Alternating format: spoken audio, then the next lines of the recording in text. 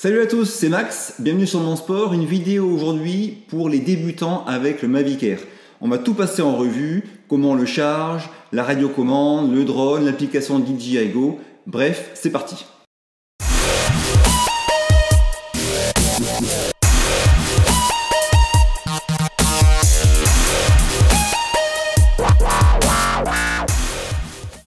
Pour commencer, enlevez tous les stickers qui sont sur le drone. Tous ont une languette jaune. Donc commencez par les chercher et les enlever. Ensuite, pour déplier les bras du drone, donc la caméra est à l'avant, on commence par les bras arrière. Ils se déplient vers le bas, comme ceci. D'accord? Si je mets le drone horizontal, on voit que les bras arrière, pour déplier, je les pousse vers le bas. Hop. Les bras avant, eux, se déplient sur un axe horizontal. D'accord? Hop. Et hop. Voilà. À l'avant du drone, on a donc la caméra. Il faut enlever la protection pour la gimbal, d'accord? Donc ici, on voit qu'il y a deux petits clapets qu'on tire, enfin qu'on rapproche l'un de l'autre, et après on enlève ça. Ça, ne le perdez pas, d'accord? Dès que le drone est dans un sac, il faut qu'il soit protégé, enfin que la caméra soit protégée par ce petit cache. La batterie, pour l'enlever, on a deux clapets sur le côté qu'on tire vers l'arrière du drone, hop, et on lève la batterie, comme ça. Pour le remettre, manip inverse, on enfonce d'abord l'arrière et après on vient clipser jusqu'à ce qu'on entende le clic. Voilà. À l'arrière du drone, on a ici un petit clapet qu'on peut ouvrir. Dedans, on voit deux choses. D'une part, l'emplacement pour la carte mémoire. Pensez à une carte qui a un bon débit parce qu'il faut exploiter les 100 mégabits seconde de l'écriture des vidéos. Je vous mets le lien de celle que moi j'ai prise.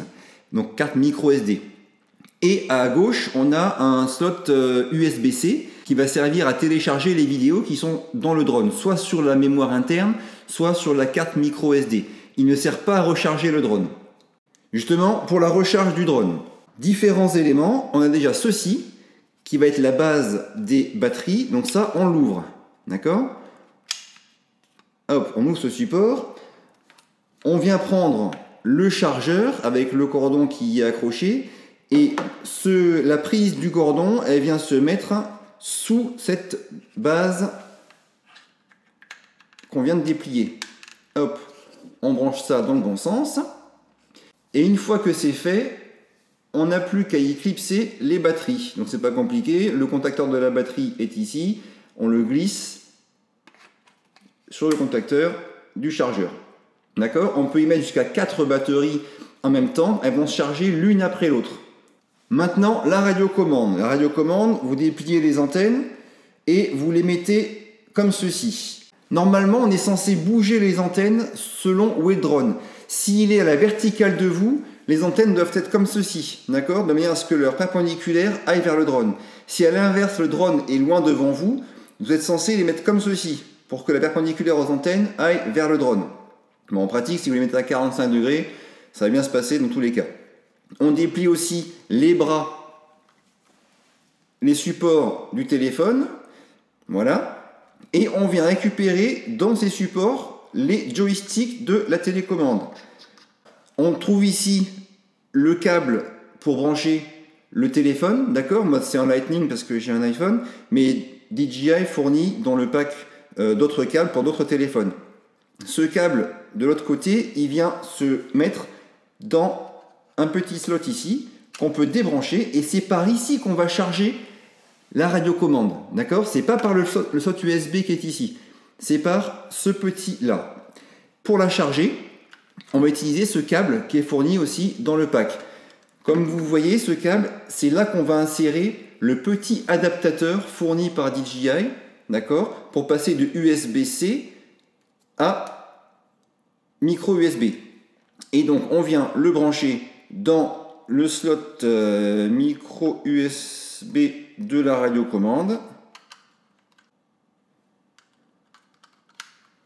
Voilà.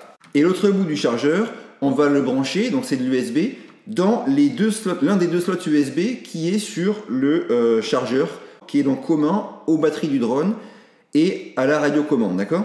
Maintenant, on va décrire la radiocommande elle-même.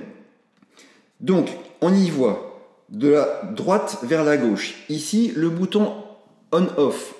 Donc là, c'est comme pour le drone, c'est un appui court suivi d'un appui long. À l'arrière, ici, on a deux boutons. on a le bouton de la prise d'une photo, d'accord? On a un déclencheur photo ici, et un bouton qui est paramétrable. On verra après sur l'application comment on peut le paramétrer. Ensuite, on a un bouton fonction ici, qui lui aussi est paramétrable. Ici, on a un bouton mode sport. Quand on l'enclenche, on passe le drone en mode sport. Ici, on a un bouton pause. Le drone, dès qu'on est en difficulté, qu'il y a un souci, on appuie là-dessus, il s'arrête, d'accord? Il se met en mode stationnaire. Les joysticks. Celui de droite va faire avancer le drone, reculer le drone, translation à droite, translation à gauche. Joystick de gauche, il va faire monter le drone, descendre le drone, et puis rotation à gauche, rotation à droite, donc rotation sur lui-même. Ensuite ici, on a le bouton Return to Home. Il y a un H dessus. Ce bouton Return to Home, dès qu'on appuie dessus, le drone va revenir se poser à la position qu'on a paramétrée pour le Return to Home. D'accord? On verra après sur l'application comment ça se passe. Et enfin, à l'arrière ici, on a encore deux boutons.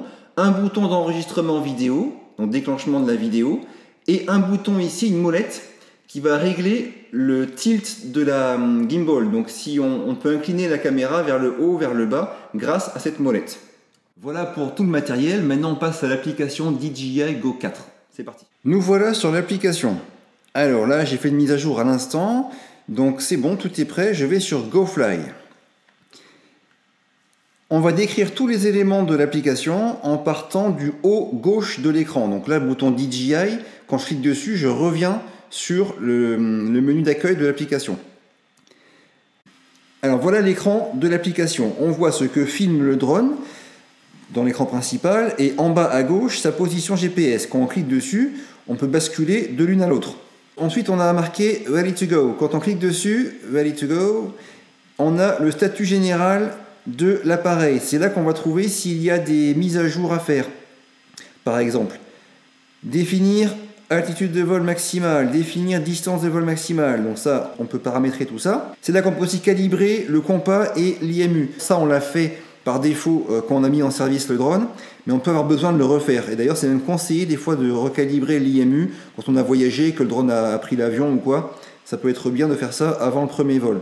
Tout ça, il faut que ce soit sur normal. On retrouve aussi les modes de la radiocommande et la charge de sa batterie.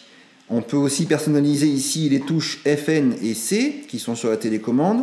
On voit la charge de la batterie du drone, sa température, comment est la nacelle, et on peut formater ici l'espace de stockage sur la carte microSD et sur le drone. Ensuite, on voit la barre horizontale qui commence rouge à gauche sous Ready to Go et qui finit verte à droite sous les 93% de la batterie. Cette barre horizontale là vous montre la charge restante de la batterie. Donc à mesure que vous voulez, le curseur va se déplacer vers la gauche pour arriver dans la zone restreinte que vous avez définie, donc en l'occurrence 25% de batterie restante pour moi. Et quand il arrive sur le H, là il va faire un Return to Home, il va revenir se poser tout seul si vous ne faites rien. A savoir que les Return to Home, quand on les fait, on peut toujours reprendre la main sur le drone. On continue à droite. Ici, on a un petit drone dessiné. Quand on clique dessus, on arrive sur un menu lié au drone où on peut voir Remote Identification, donc c'est le nom de la télécommande. On peut donner un nom. Les paramètres du point de départ, ça, c'est pour définir le point Return to Home. Ça va être soit, ici, on voit la position du drone. Donc même s'il est en vol, on peut définir que le Return to Home se fera à cet endroit-là. En général, on le fait au décollage pour qu'il revienne au point de décollage. Et le petit bonhomme avec le H à côté, c'est pour définir que le Return to Home se fait près de la radiocommande. L'intérêt, c'est si vous allez vous filmer en train de faire du vélo, vous faites 3 km en vélo en active track, le drone vous suit, vous n'avez pas envie qu'il aille se poser au point où vous allez décoller. Donc là, il faut bien choisir que le Return to Home se fasse là où vous êtes. Mode de vol multiple, ça c'est activé ou désactivé. Quand c'est activé, vous pourrez passer en mode sport grâce au bouton qui est sur la télécommande, entre autres. Ensuite, on a l'altitude de Return to Home. Ça, il faut le paramétrer. Si vous volez et que le drone revient se poser au point de départ et qu'il y a des arbres entre vous et le drone, il va falloir que vous définissiez une altitude de Return to Home. Le mode débutant, quand on l'active, l'appareil ne peut pas aller à plus de 30 mètres de vous et il volera à une vitesse limitée. Définir altitude de vol maximale. Là, vous mettez ce que vous voulez en tenant compte bien sûr des restrictions liées à l'endroit où vous êtes. Ça, on en parlera plus tard.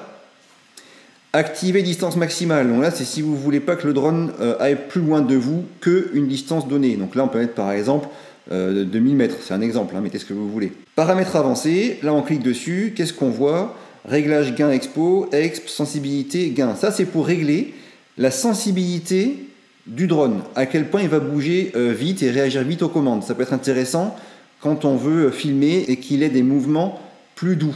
Donc là, par exemple, moi je suis sur du 0,40, 0,10, 0,40 sur le régime moteur, arrière gauche. Je vais baisser un petit peu. Je vais mettre à 0,30. Que quand je l'ai essayé, il bougeait très vite et c'est dur de faire des films dans ces conditions. Donc je vais un petit peu baisser ça et je testerai en vol, quitte à réajuster plus tard.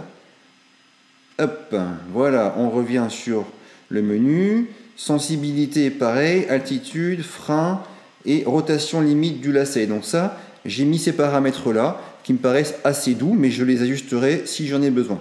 Ensuite, on voit ici le nombre de satellites auxquels je suis connecté. Là, on voit que j'en ai que 3. Normal, je suis en intérieur. Ensuite, cette petite icône là, elle concerne tous les paramètres de navigation visuelle. En l'occurrence, évitement d'obstacles. Donc, je vous conseille de les laisser tous activés. D'accord? Ça permettra au drone d'éviter les obstacles s'il en détecte. Activer le vol vers l'arrière. Donc ça c'est intéressant pour l'active track, quand vous voulez que le drone vous suive en train de courir par exemple. Si vous mettez le drone devant vous et vous voulez qu'il recule à mesure que vous avancez, il faudra qu'il y ait ça qui soit activé. Display Radar Chart, ça c'est pour mettre sur l'écran principal le petit 0,5 m que vous voyez là, où le drone vous montre que devant lui il y a un obstacle et il met la distance à laquelle l'obstacle se trouve. Paramètres avancés. Alors, Vision Positioning, ça c'est pour quand on vole en intérieur et qu'il n'y a pas de GPS. Le drone utilise ses capteurs pour gérer sa stabilité. Protection à l'atterrissage, ça faut l'activer, hein, ça marche très très bien. Par exemple, j'ai voulu me poser par erreur sur de l'eau et grâce à ça, le drone a refusé la commande. Détection d'obstacles RTH, pareil, important aussi. Quand le drone va faire un return to home que vous lui aurez demandé de faire, s'il y a des obstacles, grâce à ça, il pourra les éviter. Voilà, on revient sur l'écran principal. Ici, on a le Wi-Fi.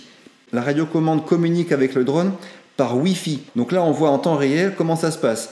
Il y a 2 bandes possibles. Par défaut, il travaille en 2,4 GHz, qui est la bande Wi-Fi qui permet la plus longue portée. Et il va choisir des canaux qui marchent bien et communiquer. On a des canaux de 1 à 13 qui sont pour la bande 2,4 GHz. Si vous voulez passer en 5,8 GHz, ça vous permettra d'avoir un meilleur signal quand vous êtes près de plusieurs bornes Wi-Fi en ville ou comme ça, mais il y aura moins de portée, d'accord? Donc ça, vous allez le faire en cliquant sur personnaliser, ici, personnaliser. Vous choisissez le canal qui vous intéresse, hop, on appuie, et il va demander de redémarrer le Wi-Fi pour que ça prenne effet, d'accord? Bon, moi ça ne m'intéresse pas, je reste pour l'instant en 2,4 GHz. Ensuite, on a les batteries. Là, on a l'état des batteries du drone. Alerte batterie faible à 30%. D'ailleurs, peut-être que je vais la modifier un peu parce que 30%, je trouve ça un petit peu tôt. Je vais mettre 25%. Le temps de vol qu'on a fait sur cette session de vol. Et dans les détails, on a le statut des batteries, le nombre de recharges et le numéro de série de la batterie. Donc là, on a vu les menus drone, paramètres de navigation visuelle, Wi-Fi. Il faut savoir que sur les 3 petits points qui sont en haut à droite de l'écran, on va trouver aussi un menu général qui va reprendre tous ces petits menus qu'on a vu à l'instant. Donc là, si on clique là, on a les paramètres de navigation visuelle. En haut, on avait paramètres du contrôleur principal. Bref, tous ces menus, mais avec d'autres menus en plus. Par exemple, la radiocommande. Donc là, étalonnage de la radiocommande. Les modes de joystick qui vont définir à quoi servent les joysticks. On a aussi la personnalisation des touches. Vous savez, les touches qui sont paramétrables. La touche fonction et la touche C qui est à gauche. Ici, on a le Wi-Fi, donc ça, on en a parlé. La batterie, on en a parlé. Là, ce petit menu, c'est pour la gimbal. Donc avec paramètres avancés, donc recenter gimbal, ça peut être nécessaire quand pour une raison X ou Y, au démarrage du drone, il y avait de l'herbe ou quoi, bref, la caméra n'est pas horizontale. On peut appuyer là-dessus pour régler ça. On peut l'ajuster ici et étalonner la nacelle. Et enfin, les petits points du bas, ici on a les réglages généraux du drone avec l'unité de mesure. Donc moi j'ai demandé du km/h pour la vitesse. Là c'est pour choisir où on veut broadcaster des vidéos en live avec Facebook, YouTube, bref. Transfert de la carte vers la mémoire cache en arrière-plan. Ça c'est ce que c'est à activer si vous voulez que les vidéos filmées aillent sur votre téléphone. Ça c'est donc la mémoire maximale des fichiers vidéo que vous enverrez à votre téléphone, que vous pouvez paramétrer. Quand cette capacité maximale est dépassée, eh bien, les fichiers plus anciens vont être automatiquement effacés si vous appuyez là-dessus. Voilà. Et là, si vous voulez, en même temps que vous enregistrez les vidéos sur votre téléphone, enregistrer le son avec votre téléphone, c'est ici qu'il faut appuyer. Ça peut être intéressant quand on fait un vol avec le drone et qu'on veut commenter en même temps ce vol en live, eh bien, votre téléphone pourra enregistrer le son. Voilà, on quitte ce menu. Maintenant, on va passer sur tous les chiffres qui sont écrits ici. Donc, on a à gauche les ISO. D'accord, là, le drone est dans le piano, il fait sombre, il s'est mis automatiquement à 1922 ISO. Le shutter, 60. La correction, 0. Les white balance, auto. Tout ça, on verra après comment on le modifie parce qu'on ne travaille pas, bien sûr, en automatique quand on le peut. Après, on voit à quelle qualité on filme. Là, je suis en 1080p par 60 images secondes. La capacité de la carte mémoire, si je filme à cette qualité-là. Donc là, j'en ai pour 2h02 de vidéo possible sur ma carte mémoire. Et enfin, on a la qualité de l'image. Donc là, j'ai pris 1080p, 60 images par seconde. Je ferai un tuto complet sur les choix de qualité d'image et d'image par seconde, parce que c'est important pour faire des films qui tiennent la route. Maintenant, à droite de l'écran, on a le petit bouton pour changer entre photo et vidéo. D'accord ? Donc là, quand vous avez un rond rouge, c'est que vous êtes prêt à enregistrer une vidéo. On voit la caméra qui est dessinée dans les flèches circulaires. On appuie dessus, on passe sur un rond blanc, prêt à prendre une photo, avec un appareil photo qui est dessiné dans les flèches circulaires. Je reviens sur la vidéo et je vois qu'ici, il y a un petit rond bleu que je peux bouger. Ça va être l'inclinaison de la gimbal. Vous voyez, là, je peux incliner la gimbal, soit avec le doigt, soit avec la molette qu'on a vue au début de cette vidéo. Voilà. Ensuite, on a le déclencheur, bien sûr. Hop, j'arrête. Ici, on a des petits boutons de réglage. Alors là, on va y aller. Je suis en automatique pour l'instant. Donc, il fait tout seul. Moi, je passe en manuel. Là, les ISO, donc on va chercher à avoir des ISO 100 si possible. Bon, si c'est sombre, on peut monter. Mais bon, dépassez pas les 800. Hein, sinon, la vidéo va pas être terrible. Il y aura beaucoup de bruit. Le shutter. Donc là, ici, on peut régler le shutter. Donc la vitesse que met l'obturateur à s'ouvrir et se fermer à chaque photo qui va composer la vidéo. D'accord ? Idéalement, ce nombre de shutters, il faut qu'il soit le double de votre nombre d'images par seconde. Si vous filmez en 60 images par seconde, idéalement, il faudrait qu'il y ait un shutter qui soit proche de 1/120e de seconde. D'accord ? Ça, c'est les règles de la vidéo. Mais ça pose problème un petit peu, parce que ce shutter, plus il est lent, donc si j'ai un shutter à 1/120e d'image par seconde qui est assez lent, et ben du coup, beaucoup de lumière va rentrer. Et c'est là qu'on va intervenir les filtres. On en reparlera plus tard dans une vidéo dédiée. Et en bas, on a la correction. Maintenant, en haut, là, on voit qu'on a un appareil photo qui est dessiné. Je vais aller dessus, et là, on va pouvoir choisir la taille de la vidéo, donc en quelle résolution on filme. D'accord ? Donc on voit que là, je suis en 1900 par 1080 et à 60 images par seconde. On peut changer tout ça. Ensuite, on a un bouton réglage qui, là, vous permet de faire apparaître, par exemple, l'histogramme. Donc ça, l'histogramme, il est en place, c'est ce qui est à gauche. L'histogramme vous montre l'exposition de votre vidéo, si elle est surexposée ou sous-exposée. Donc ce qu'il faut, c'est que toutes les figures de l'histogramme, tout ce petit diagramme, soient bien contenues dans l'histogramme et bien centrées. Là, il est tout à fait à gauche, ma vidéo est complètement sous-exposée. On voit rien du tout. Pourquoi elle est maintenant sous-exposée ? Parce que j'ai changé, vous vous souvenez, les ISO. J'ai mis en manuel et j'ai fait ça un petit peu n'importe comment. Je vais revenir en auto, vous pourrez revoir le piano. Voilà. Hop, je reviens sur mes parties réglages. LED des bras intelligentes. Ça, les bras du drone ont des LED. Des fois, si vous filmez et qu'il fait un petit peu sombre, ces lumières vont vous gêner pour filmer. Vous allez voir des lumières sur votre vidéo. Donc on peut choisir de les enlever ou de les remettre. Ensuite, la grille. La grille, c'est très important. Elle est en place là. Ce sont ces grilles verticales et horizontales qui permettent de bien cadrer votre photo et d'être bien sûr que vous n'êtes pas de travers. Anti-scintillement, ça peut être intéressant si vous filmez en intérieur. En France, le courant électrique est en 50 Hz.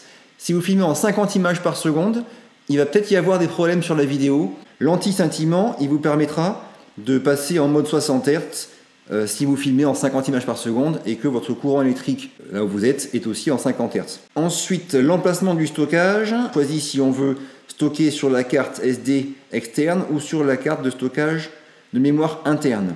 Ensuite, formatage de la carte SD ou formatage de l'espace de stockage interne.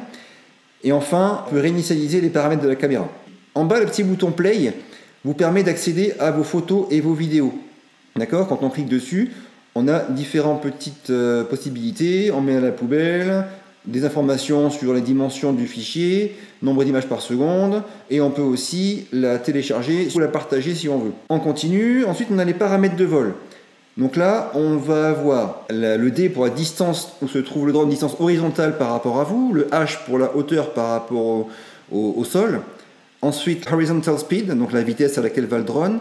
Vertical speed, la vitesse verticale à laquelle s'élève ou descend le drone. Ensuite, en bas à gauche, on trouve donc la carte. On peut cliquer dessus pour la voir en plein écran.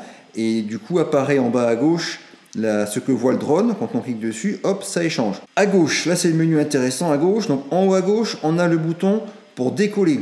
Ça, on va pas le faire ici, sinon on va tout casser. Ensuite, on a le bouton Return to Home. On verra tout ça lors du premier vol. Ensuite, le bouton radiocommande. Là, on a différents modes de vol sympathiques. Le mode Quick Shot, je peux le faire quand j'ai décollé. C'est là-dedans qu'on va trouver les modes astéroïde, droney, tout ça. Active Track, c'est pour suivre quelqu'un que le drone voit sur l'écran ou quelque chose. Ça peut être une voiture, un vélo, ce que vous voulez. Le Smart Capture, c'est pour le piloter avec les gestes. Le mode trépied, c'est pour que le drone vole à très très faible vitesse. Il va être très très stable grâce à ce mode. Le mode cinéma, il va ajuster ses déplacements pour avoir une vidéo un peu plus lisse, agréable et douce. Le mode Tap Fly, on va taper sur l'écran pour désigner un point vers où on veut que le drone avance. Et les points d'intérêt. Donc là, on clique sur un objet que le drone filme lorsqu'il est en vol et on détermine comment on veut qu'il tourne autour. Tous ces modes-là feront l'objet de vidéos dédiées. Et pour finir, le mode APAS, c'est le mode qui permet à l'appareil d'éviter certains obstacles automatiquement. Il va choisir de les éviter, de les contourner par la gauche, par la droite ou par le haut. Dans ce mode, le drone peut voler moins vite que dans le mode normal. Cette vidéo est finie, j'espère qu'elle vous sera utile à bien débuter avec le Mavic Air. N'hésitez pas à la liker, à la partager, à vous abonner. Et moi je vous retrouve dans une vidéo très vite pour le premier vol. D'ici là, mais bougez-vous, purée, bougez-vous.